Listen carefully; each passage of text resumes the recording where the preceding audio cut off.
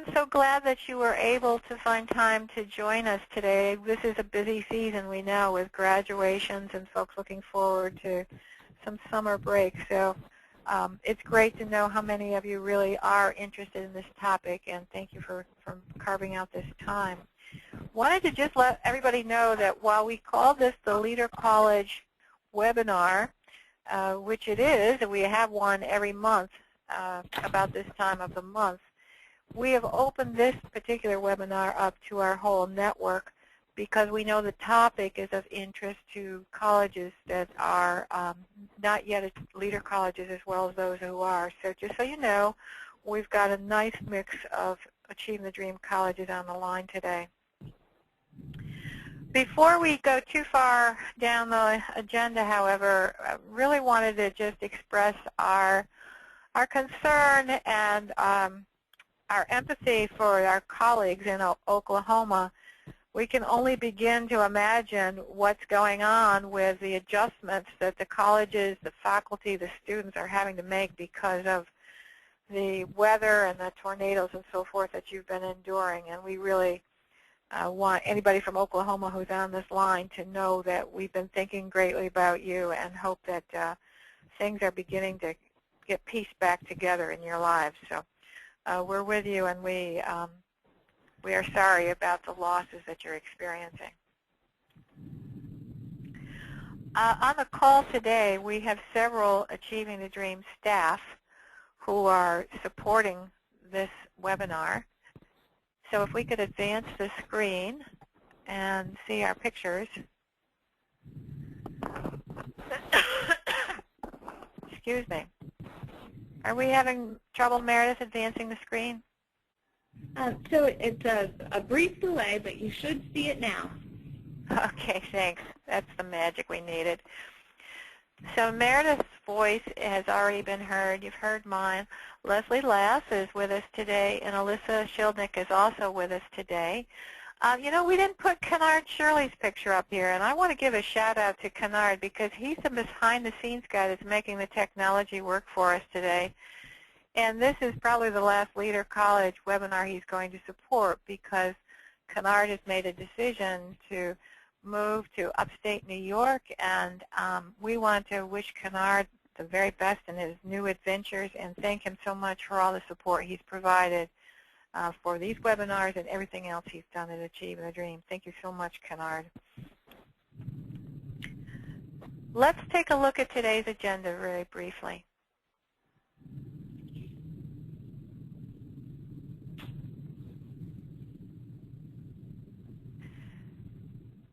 As we usually do, we want to spend just a few brief moments on a few items of Achieving the Dream business. We want to do a few shout-outs of some things that leader colleges have been doing to try to advance the overall reform movement that we're all part of. And then we want to talk a bit about the agenda for today. Our special guest, Sherry Leader Kelly from the Council for Adult and Experiential Learning, and the workshop that she's going to lead for us. Let's turn first to the Achieving the Dream business. The slide's going to come up in a minute, but what we want to talk about first is we want to remind those of you who have been leader colleges now for 3 years that the time has come for you to apply for recertification.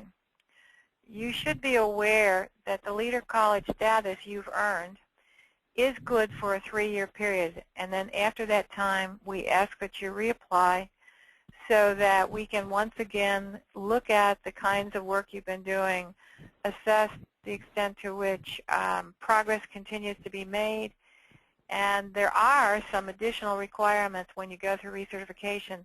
It's a higher bar than the initial bar was for becoming a leader college. So it's a tougher thing to pass, but we're really confident that you'll be able to do that. The applications, the research are due on August 21st. There will be a webinar next Monday that will help you if you've got questions about how to do that research. We're going to be opening up that webinar for all the questions you have. And on the screen right now is a list of the 8 colleges who fall into this category of needing to reapply this summer if indeed you wish to retain your Leader College status. Please remember that there's no fee attached to becoming a Leader College or recertifying. This is about accomplishments. It's not about paying dues. So please do look at the webinar and participate in that if you're one of these 8 colleges that want to be recertified. The second thing in terms of achieving the dream business and conversation before our program is I'd really like to give some shout outs to colleges that have been doing exceptional work and have really been trying to lead this reform work. First of all, we want to acknowledge that Achieving the Dream institutions had a tremendous percentage of recipients who received Jack Kent Cooke Foundation transfer scholarships. There were 73 students who received grants, scholarships this year, and 18 of them were participants from Achieving the Dream institutions. That is really, really good. These scholarships are very, very prestigious awards. They are given to some of the top community college students in the country. They're meant to help those students complete their bachelor's degrees. And the foundation gives $30,000 scholarships to each of the students selected annually. Normally they pick about 60 students. This year they picked 73. And this is really the largest scholarship that's given to community college students. So we're very, very proud of the students whose names are on the screen right now.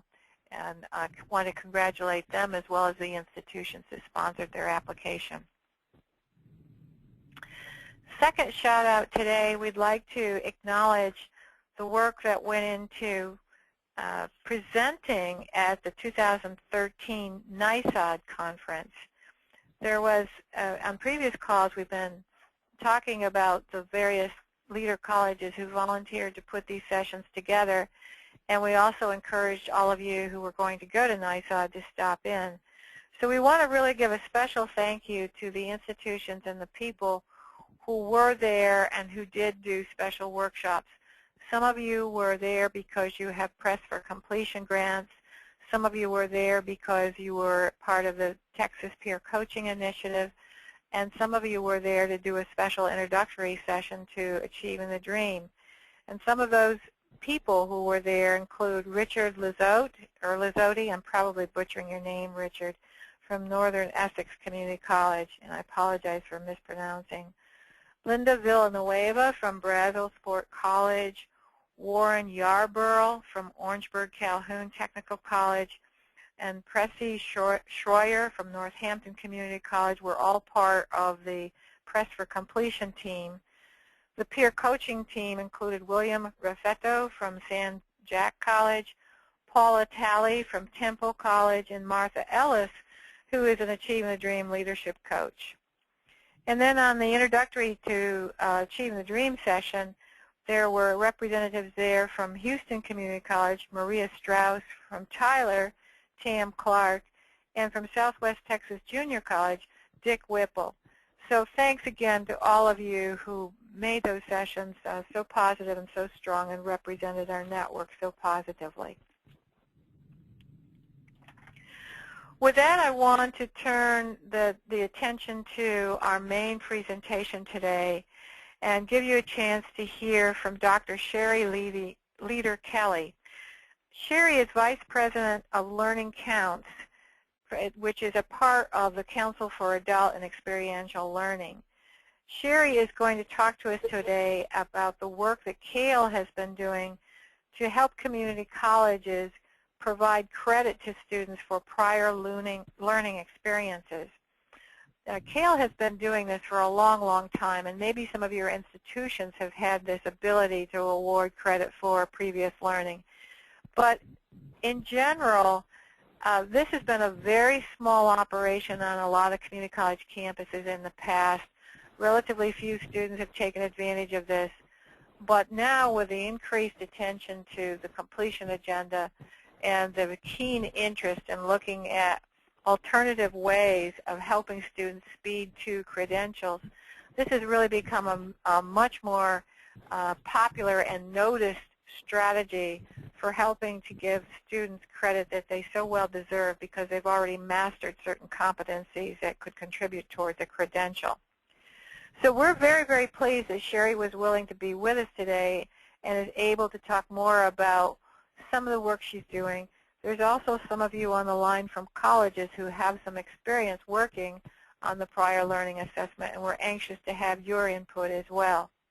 So with that, thank you, Sherry. I'm going to turn the microphone back over to you and ask you to lead us through today's discussion. Oh, sure. Thank you so much. It's really a pleasure to be here. I always enjoy talking to the ATD schools and leadership, and because you're all doing just such great work. First of all, I think we're going to ask if you could participate in a quick poll. We're asking you if your college is currently using prior learning assessment to award credit for prior learning. And by PLAs, we'll mean like testing for credit or portfolios, any other type of competency-based assessment. And we'd love to see how many of you are involved and how many of you are still not quite sure if this is the way to go. It would be really, I think it would be interesting for us to find that out. So we can go ahead and move to the first slide, please. Great. So folks are responding to the poll, and we have about 62% of votes in. Oh. Your vote in now. We have about 80% of votes in. Few more seconds for folks to get their votes in.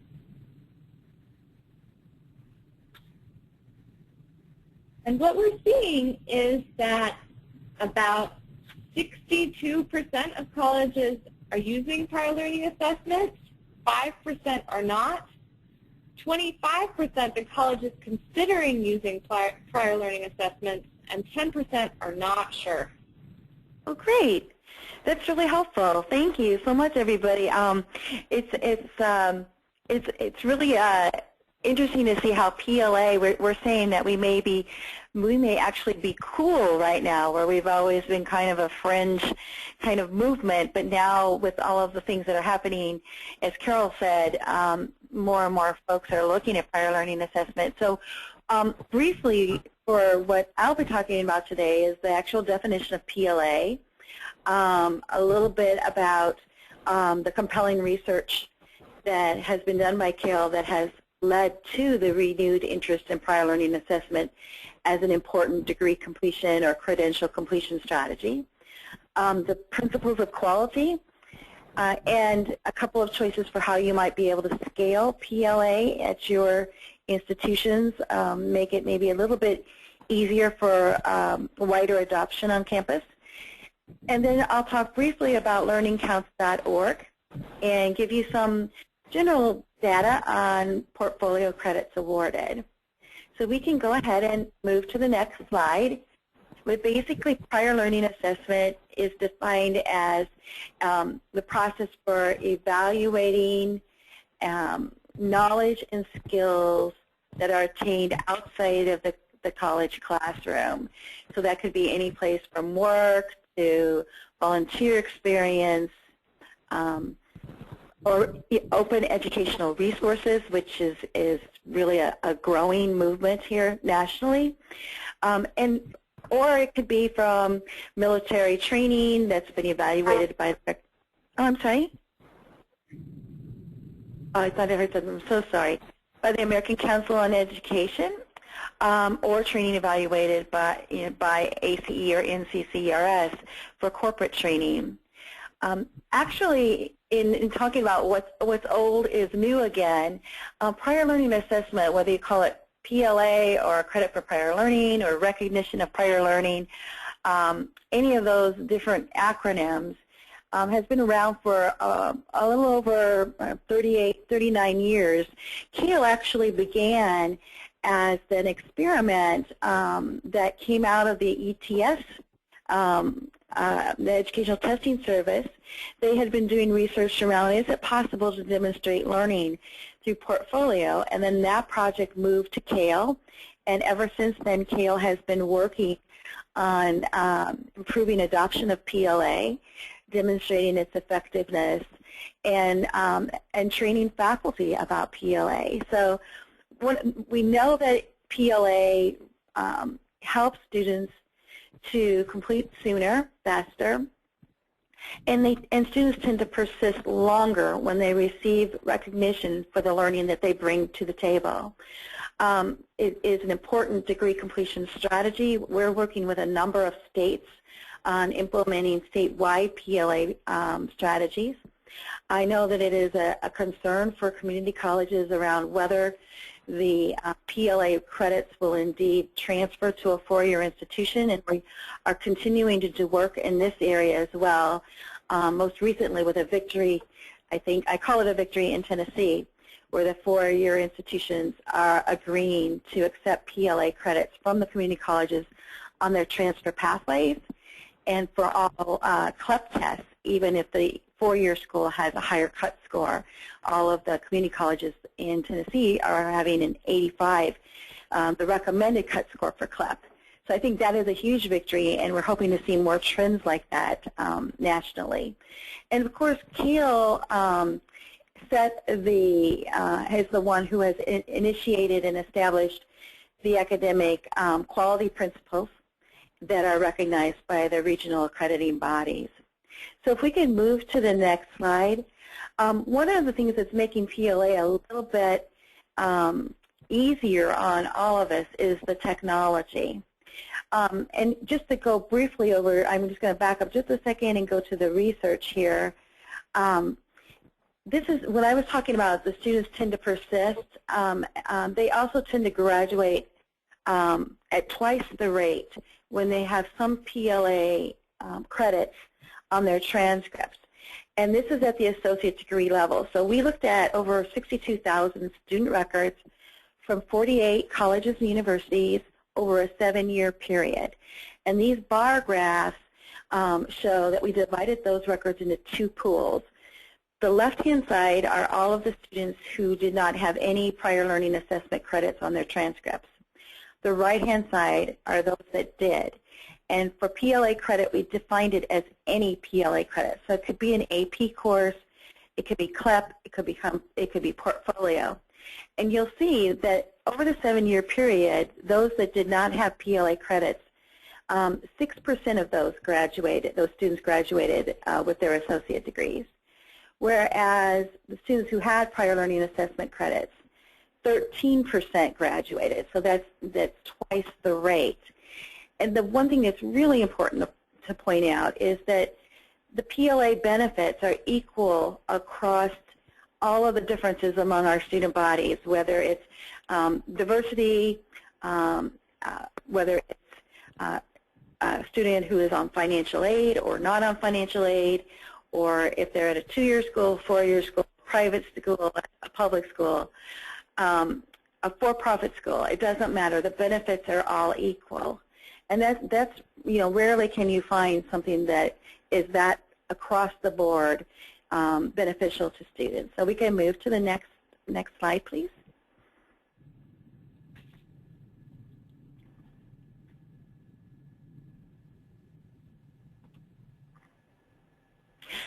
This is probably the most important piece to know and reinforce in prior learning assessment. And for those of you who are unsure about it, or those of you who are considering it, and actually even for many of you who may already be participating in it, the most important thing to be sure to emphasize is that the credit is awarded for learning, not for experience. CAEL has a number of principles, and I think we can send those out to you, both academic and administrative, that help guide PLA. But in this one in particular, really helps faculty to get beyond the thought of if I didn't teach it, they couldn't possibly learn what I teach in my course. When a student is able to demonstrate that they've attained the same learning outcomes, for instance, in a course matching situation, and provide the documentation to support it, you know, it makes for a much easier evaluation decision for an assessor and for faculty support, because they're actually talking about the learning, not what they did. So we can move to the next slide.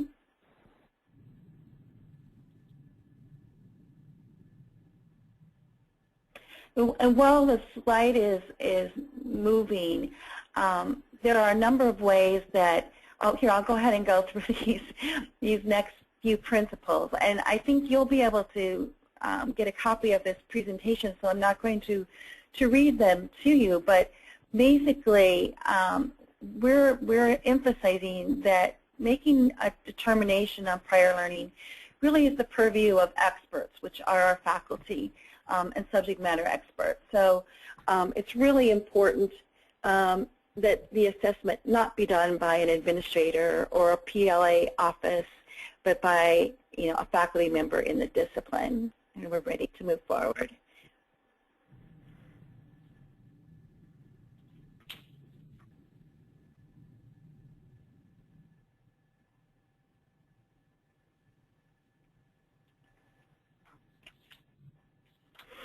Okay, I'll go ahead and just, yeah, I'll keep, oh, here we go. Okay, here are a couple of ways to think about implementing PLA at your institution. For those of you who are already doing it, this may also be useful to think about if you want to expand the use of PLA at your institution.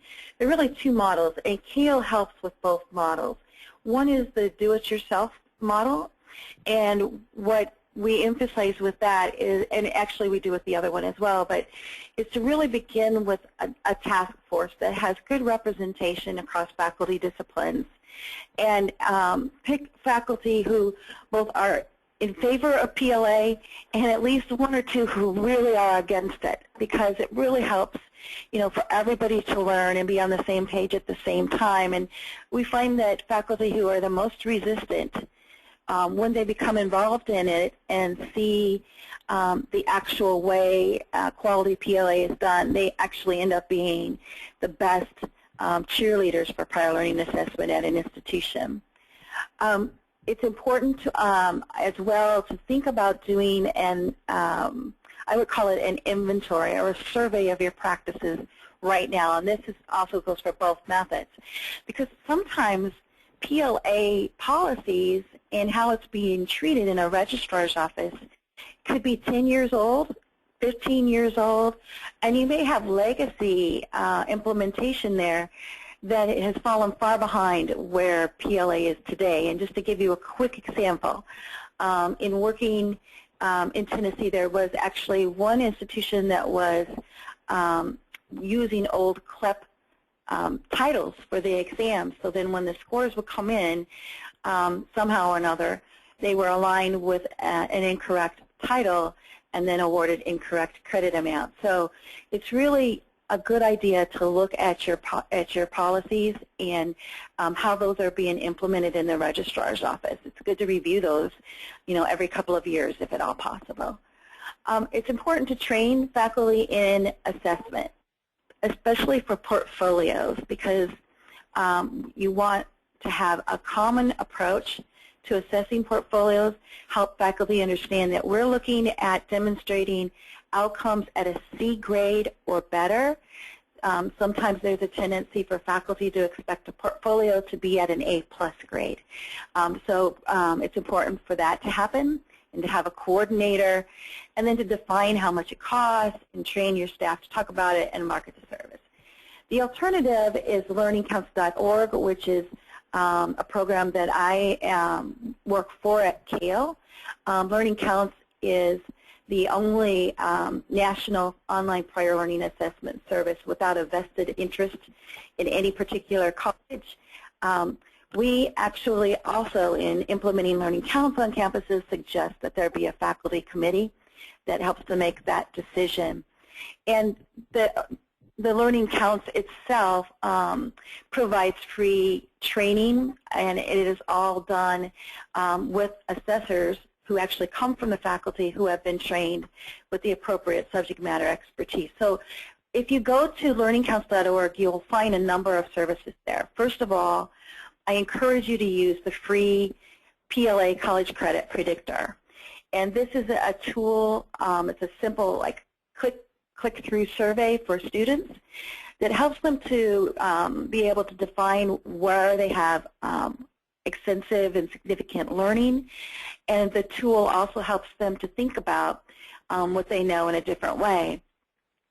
The report at the end of the tool, which is sent to the student via a PDF file, actually aligns their learning, and some of that is even through experiential learning, like using the ONET database, with the proper CLEP or DSST or Excelsior College exam titles that align with that learning. So a student might have, a recommendation for four or five tests. Some of those tests are the same titles, and the student can determine which test vendor they want to use.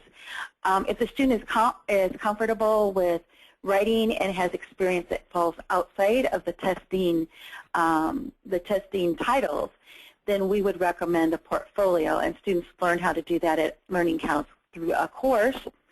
And as I mentioned a few minutes ago, those portfolios are routed electronically to CAEL-trained faculty assessors, and students find out the results of how many credits were awarded or not within 2 weeks.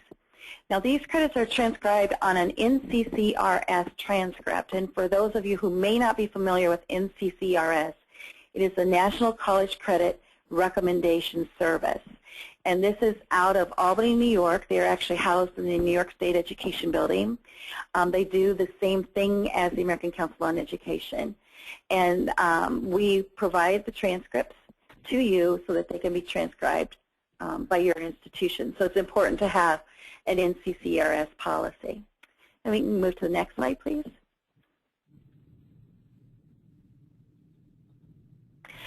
Just a few more words about this current slide while we're waiting for the slide to flip. Here we go. A lot of people ask, where do the most portfolio credits lie? And in terms of Learning Counts, the portfolio credits that we've awarded to date are pretty well balanced across the disciplines. Some might expect it to be really heavy in business and management. And while that is a solid representation there, you can see that it's also in the liberal arts, the general education, IT, communication, vocational. We also have a large number of criminal justice portfolios that we've looked at. You can move to the next slide, please. Our success rate going through Learning Counts for portfolios is running about 90 to 95%, and that's because students are taught how to build the portfolio, how to provide the evidence of what they do, and they know what the rubric is for which it's going to be judged. So the assessor uses the same rubric, and usually there really are no surprises. The only credit is not awarded when it is truly not at the college level. So I think this wraps up my part of the presentation. I know I ran through it pretty quickly, and there's a lot of information there, but I think it'll be interesting to see what your questions are and see if there's a way I can help you. I know we are working with a number of TACT schools now, both consortia that have TACT grants and are looking at ways to recognize certain kinds of competencies in prior learning, particularly in advanced manufacturing. And we are also working with a number of consortia in preparation of their grants for the deadline in August. So I thank you very much for your attention and look forward to the discussion. Great. Thank you so much, Sherry. And so now we'd like to open it up for questions. If you have questions, you may certainly,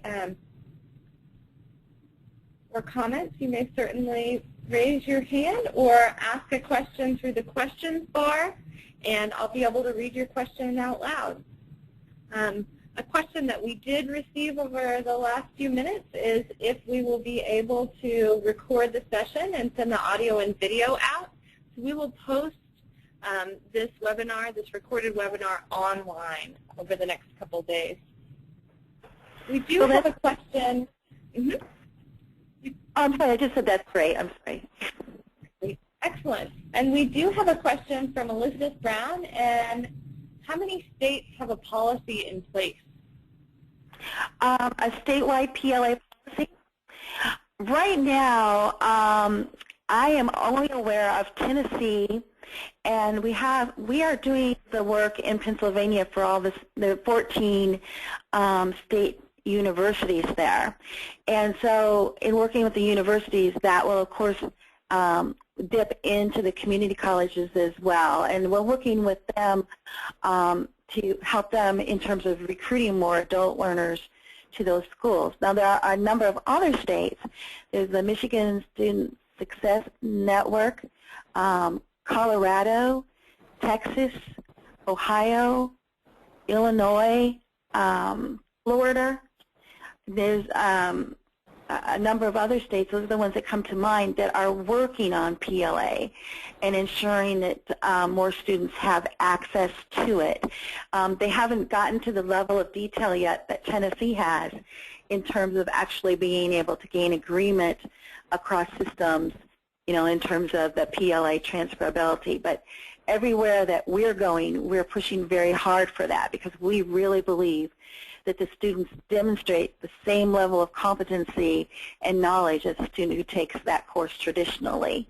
And that's actually where we're going to put our emphasis.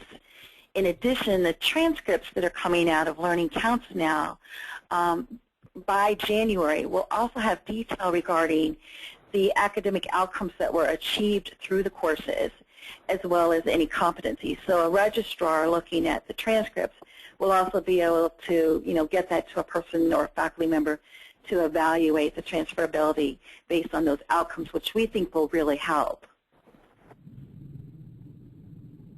Great, thank you, and good question, Elizabeth.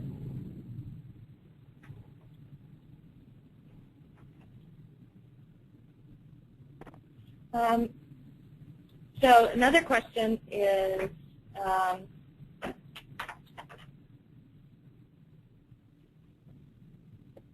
is LC able to get financial aid for the portfolio? No. I am so sorry to say that. And the reason is, first of all, Learning Counts is not an institution. But right now, the Department of Ed does not allow for, payment for assessments per se. We are also working on that. In fact, last week, we just met with the staffers. Pam Tate, my boss, and CEO of CAEL, and I met with staffers from both the Senate and House Education Committees members. And they were asking very, very specific questions about prior learning assessment and how to prevent fraud in using Title IV funds. I don't know if that will make it through HEA reauthorization, but I do know that this is the first time that we are, getting requested to help with thinking that through. One of their big concerns was, why should we pay for something that somebody learned before they came to college? And we're able to talk about the reason why, because number one, they're going to have a much better chance of actually reaching their credential or degree goal than if you don't award that credit and pay for it.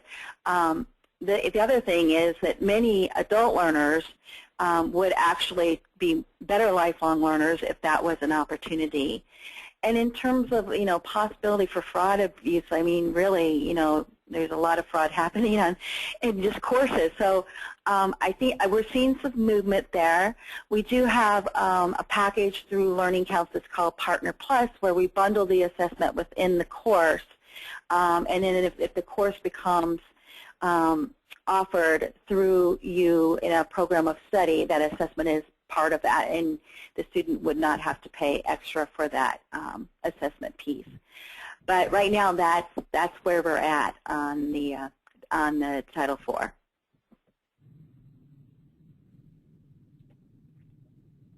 Okay, we have another question, And the question is, how many PLA credits do institutions typically allow toward degrees or certificates? And that question is from Belinda Miles.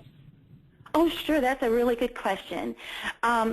Typically, institutions, it's based upon institutional mission. So adult-centric institutions are institutions that have, adult degree completion programs like a general studies, say a general studies associate degree, or something that's more generalized that can allow more PLA elective credit. That works just fine. And regional accreditors are okay with that if it's mission-centric. There's a little bit of variability in what regional accreditors allow. Institutional policy, of course, would be developed out of those guidelines, but a general rule of thumb is 25% of the degree. So, in terms of an associate degree, you would be talking about, I think, 15 credits, and that's just, some regional accreditors allow for more, some for less, but that's the SACS guidelines, and I think they're the most prescriptive. Great, thank you. Sure.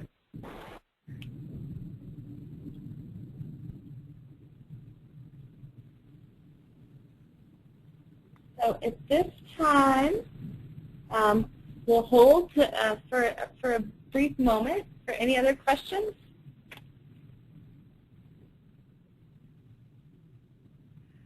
Meredith, I wondered if Rosemary Kaufman or Catherine Stewart are on the line, if they might want to say something about their experience with prior learning assessments at Lee College or at Tallahassee Community College. Great. So what I'll do is I will make sure to unmute their line. And so I've unmuted Rosemary Kaufman's line, and I will unmute Catherine Stewart's line as well. Hi, this is Rosemary. Can you hear me? Rosemary. We can hear you. Hey, yeah. Hey, yeah. I've enjoyed listening to the conversation. I'm at Lee College in Baytown, Texas. We're about 6,000 students achieving the dream Leader College. And we first got exposed to CAEL through a grant that we had through the state for our veterans. And the purpose was really to see if we could, assist the veterans to get through college at, quickly, after they've gotten out of the military, they go through as quickly as they can to get into the workforce. And it was a lot of lessons learned, but I think for us, previously it was talking about, do we use, already established CAEL, or do we use the CAEL's experience to do self kind of thing? And that's really what we found was best for us. We learned a lot about the need to just look at our policies, and through CAEL, they helped us evaluate just what we had and how to promote prior learning. We've always had credit by exam, departmental exams, but to expand that to other types of credit, we use CLEP, but we expanded to the DSST credit. We got faculty involved with the help of CAEL. We had several workshops, and I think that was very important, just to have that, just to educate faculty and administrators on just what it means on that it is prior learning and not prior experience, and that's a very important distinction. And we kind of learned, we were looking at the CAEL 101, and we even had money in the grant to say, here you go, veterans, take this class and see through a portfolio if you can get extra credits. And we could not find one veteran who wanted to do that. And basically, it was because they could not use that class towards being a full-time student to receive their GI Bill benefits. So they found it very difficult to be full-time and do the CAEL class at the same time.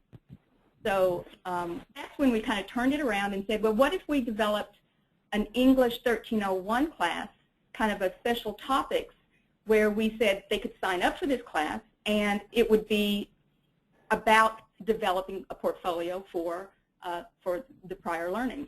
And so that's what we did for part of the grant. We haven't implemented it yet, but I think the concept is very interesting. And so we're still in the process of doing some updates. I remember that, Rosemary, actually, and you'll be happy to know I took that forward when we were meeting with the staffers last weekend. I said this is an example of how, you know, DOD and DOE and DOL policy, just the overlaps do not help the veterans. So we did learn a great deal with that. Mm-hmm. And to our, you know, for the veterans, they still move forward. We still can look at, like, hopefully we will have the English class in place so they could take the English, you know, with CAEL's help, we developed that class, and so they can use that English towards their benefits, yet still possibly get some portfolio credits at the end. Yeah, that's fantastic. Fantastic. Also on the line, thank you, Rosemary. And Dr. Rosemary Kaufman is the Associate Dean of Student Affairs at Lee College. We also have on the line Catherine Stewart, who is Dean of Technology and Professional Programs at Tallahassee Community College. Hi, this is Kate. Thank you. Hi. I just have a few comments. We're in the very early stages of using the process, but I can say as Dean of the Technology and Professional Programs Division, I would see a number of usually adults and veterans come to my office and just beg for some kind of a method for using all the knowledge that they've gained throughout their life in order to get through the degree faster.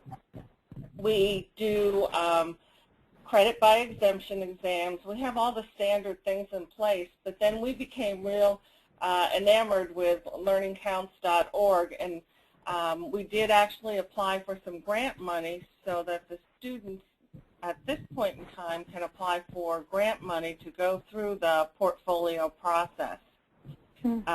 This summer, actually the spring and summer, is our first set of students who are working through the process. We have a faculty group who is looking at it this summer, and we really, really hope to roll it out much more, with a lot more vigor and energy for the fall, because it really is something that's going to help with excess credits, and it really gives that returning adult just something that makes them feel that what they've done throughout their life has value, and all the hard learning experience, and I say experience and learning, is actually worth something to us. It's a wonderful opportunity for people that have those skills already. For us, it's usually technology skills, programming and networking. A lot of our military people have those experiences, and it really gives them just that extra little bit of energy to finish that degree. Fantastic. Wonderful. Thank you so much for sharing. And so as we wrap up today's webinar, I want to pass the microphone to Carol Lincoln, and then we'll close with an evaluation poll after Carol makes a few announcements. Well, thank you, Meredith, and thank you, Sherry, for doing a great presentation and very succinctly presenting the information that everybody was eager to hear. Thank you for doing that. We will, as we mentioned before, post this webinar very, very quickly, within a day or two. It'll be on the Achieve the Dream website, and it'll be archived there so you have access to it and can share with your colleagues. Wanted to let the Leader Colleges know that the next Leader College webinar is scheduled for Thursday, August 1st. We thought it best to skip the July webinar because we know so many of you will be celebrating 4th of July holiday and perhaps other vacations and things that you want to do in July. So we're going to go ahead and wait until August 1st to do the next webinar. And at that time, what we're planning to do is to have a discussion with the colleges who have been working on the Press for Completion grant, how they've been using their fall convocations to re-energize the faculty and staff and recommit to pushing hard on the student success and completion work. So if this is something that you've had on your mind, how can you revitalize some of the energy and enthusiasm? what you might do during convocation, this might be the session for you to listen to with some great ideas on how to do that. So with that, Meredith, it's back to you. Let's do our evaluation poll and let these good folks get back to their day job. Great. So you all should see a poll in front of you. And the poll, please select the statements with which you agree. It'll help us evaluate today's webinar and help us as we plan for future webinars.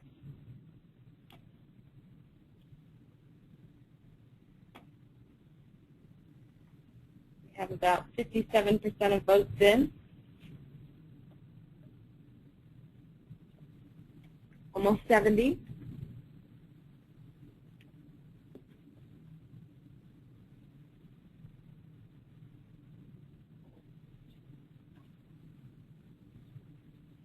We have over 75% in.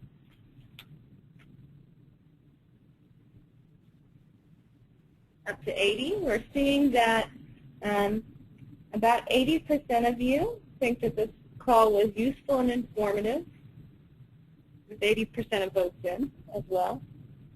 65% enjoyed the webinar format. About half of you think that the webinar gave you new ideas that you could implement, and about 62% thought there was enough time for questions and answers. So thank you so much for sharing that important feedback.